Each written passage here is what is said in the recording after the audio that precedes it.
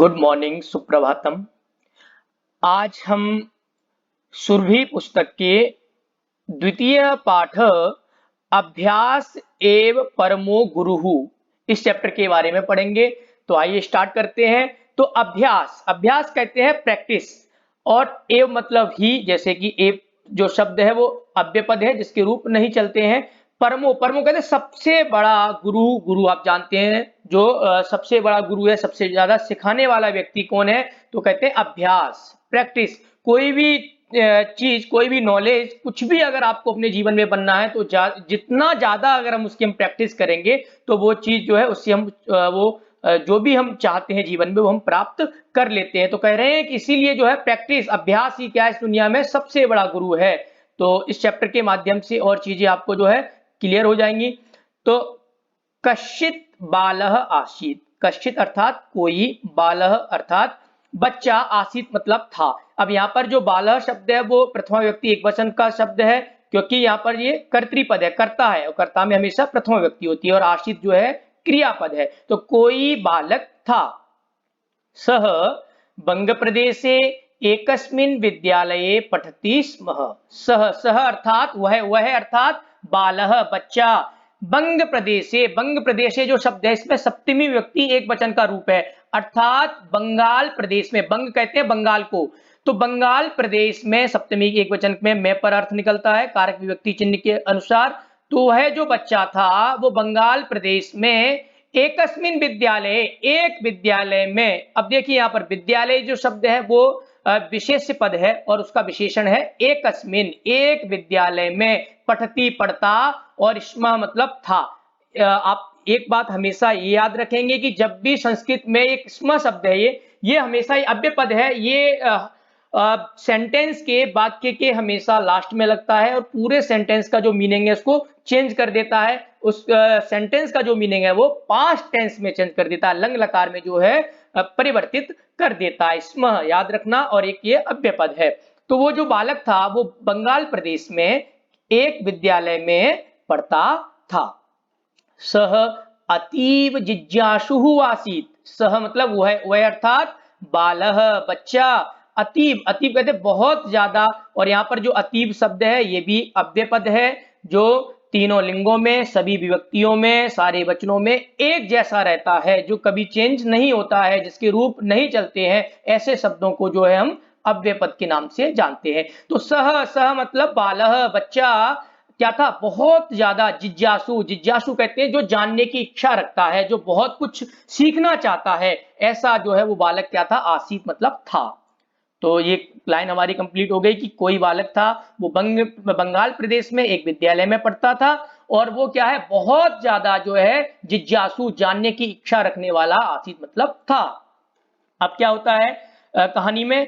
परंतु, परंतु कहते हैं लेकिन, ये भी एक अव्यय पद है। सह पठने कुशलः न आसीत्, वह जो बालक था वो क्या था? पढ़ने में, पढ़ने अर्थात पढ़ने में, कुशलः, कुशल कहते हैं दक्ष, चतुर, चालाक, है ना, इंटेलिजेंट। ना मतलब नहीं, ये भी एक अव्यय पद है, आसीत मतलब था। वो जो बच्चा था वो अतीव जिज्ञासु आसीत, बहुत जो है जानने की इच्छा रखने वाला था, लेकिन क्या है? वो पढ़ने में जो है वो कुशल, इंटेलिजेंट नहीं था। सह यत पठति तत विस्मरति स्म, सह मतलब वह अर्थात बालह बच्चा, यत मतलब जिसको या जो, पठति पढ़ता है, तत् मतलब उसको, विस्मरति भूल जाता, और देखिए यहाँ पर भी स्म शब्द आ गया है, तो हमारा जो सेंटेंस है पूरा जो है लंग लकार में परिवर्तित हो जाएगा, पास्ट टेंस में जो है कन्वर्ट हो जाएगा। तो वो जो बालक है वो यत पठति जो कुछ पढ़ता है, तत् विस्मरति स्म उसको भूल जाता था। सहपाठिनः तस्य उपहासं कुर्वन्ति स्म। सहपाठिना, सहपाठिना का मतलब होता है यहाँ पर, सहपाठिना शब्द जो है वो प्रथम व्यक्ति बहुवचन का शब्द है। मूल शब्द जो एक वचन में बनता है सहपाठी, तो जो साथ में पढ़ने वाला, क्लासमेट। तो इसके जो क्लासमेट जो थे, जो सहपाठी थे साथ में पढ़ने वाले, तस्य, तस्य मतलब उसका, उसका किसका? तो यहाँ पर आंसर आ जाएगा बालस्य, बालक का, जो बच्चा है बंग प्रदेश में एक विद्यालय में पढ़ता है, उसका क्या करते थे? उपहासम कुर्वन्ति स्म, उपहास कहते हैं हंसी मजाक, कुर्वन्ति मतलब करते, उसमें मतलब थे, जो उसके साथ में सहपाठी पढ़ते थे वो उसका मजाक बनाते थे, मजाक उड़ाते थे। क्यों? क्योंकि वो जो पढ़ता था तत्विस्मृति स्म, उसको वो भूल जाता था। तो फिर क्या हुआ, चिंतयति, एकदा सह चिंतयति किम अहम मूर्खः अस्मि।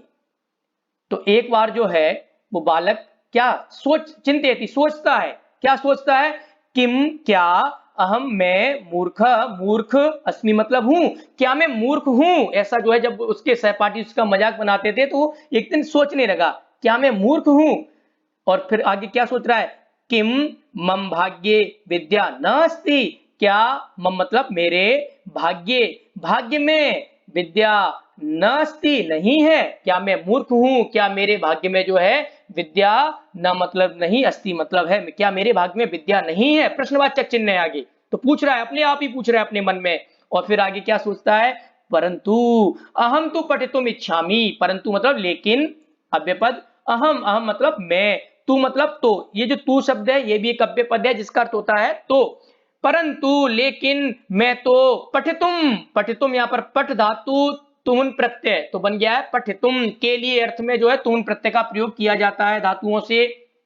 तो जो बालक है वो क्या कह रहा है कि मैं तो पढ़ना इच्छामी चाहता हूं, तदा किम कर्तव्यम, तदा मतलब तो, तब, ये भी एक अव्यय पद है, किम मतलब क्या, कर्तव्यम मतलब करना चाहिए, कि मैं तो पढ़ना चाहता हूं तो अब क्या करना चाहिए। और फिर क्या होता है, एकदा सह मार्गे एकम कूपम अपश्यत, एकदा एक बार, ये भी एक अव्यय पद है जिसके रूप नहीं चलते हैं। सह, सह मतलब वह अर्थात बालक ने, मार्गे रास्ते में, रास्ते पर, मार्गे सप्तमी व्यक्ति एक वचन है। तो जब इस शब्द से हम जब प्रश्न निर्माण करेंगे तो शब्द हमारा बनेगा पुत्र। याद रखना, कभी भी कोई भी स्ट्रीट, प्लेस, कंट्री, किसी जगह पर कोई व्यक्ति जाता है तो वहां पर जब हम उससे प्रश्न निर्माण करते हैं तो पुत्र शब्द का जो है हमारा प्रश्न निर्माण शब्द बनता है। तो एक बार सह मतलब उसने, उस बालक ने, मार्गे रास्ते में, एकम कूपम एक कुएं को, तो कूपम जो शब्द है वो यहाँ पर विशेष्य पद हो गया और एकम उसका विशेषण पद हो गया।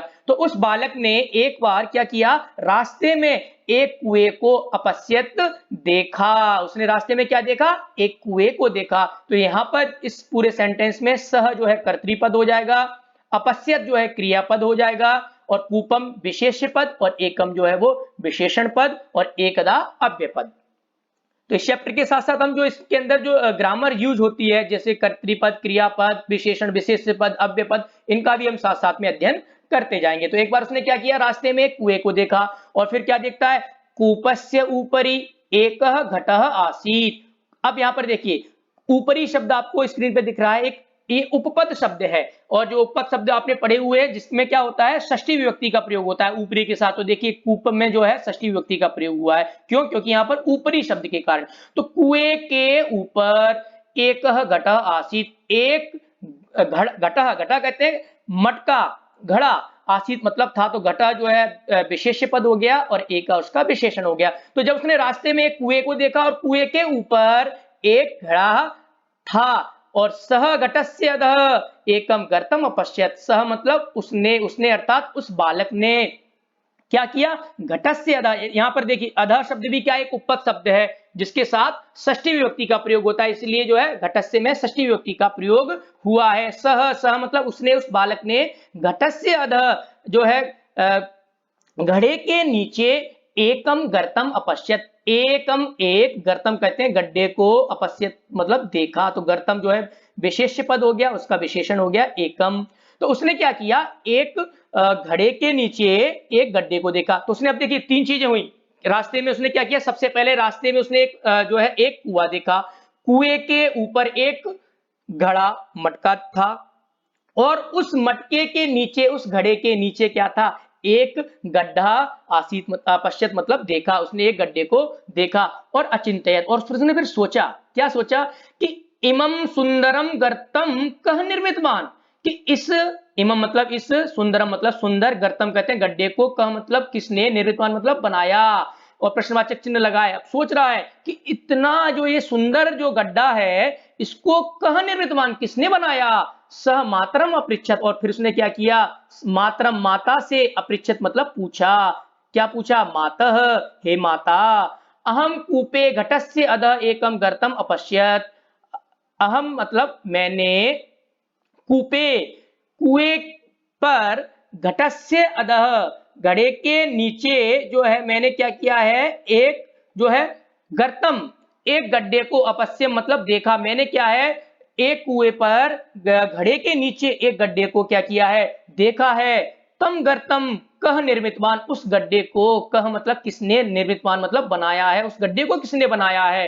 तो जैसे ये बात उसने अपनी माँ से पूछी तो माता अवदत, माता बोली, क्या बोली, पुत्र, हे पुत्र, प्रतिदिनम भूयो भूयः घट स्थापनेन सह गर्तः निर्मिता, कि हे पुत्र प्रतिदिन रोज भूया भूया, भूया भूया मतलब बार बार, घट स्थापनेन, घट कहते हैं मटके को, घड़े को, स्थापनेन मतलब रखने से, एक जगह जो है बार बार घड़े को रखने से, सह गर्तः वह जो गड्ढा है, गर्ता मतलब गड्ढा, निर्मिता मतलब बन गया है। वो गड्ढा किसी ने बनाया नहीं है, क्या हुआ है, डेली प्रतिदिन बार बार, भूयो बार बार, घट मटके को, स्थापने न रखने से, एक जगह रखने से जो है वो गड्ढा जो है निर्मिता बन गया है। जब ये बात माँ ने बताई तो सह बाला विचार मग्न अभवत, वो जो बालक था सह बाला विचार मग्न, विचार में मग्न हो गया, खो गया।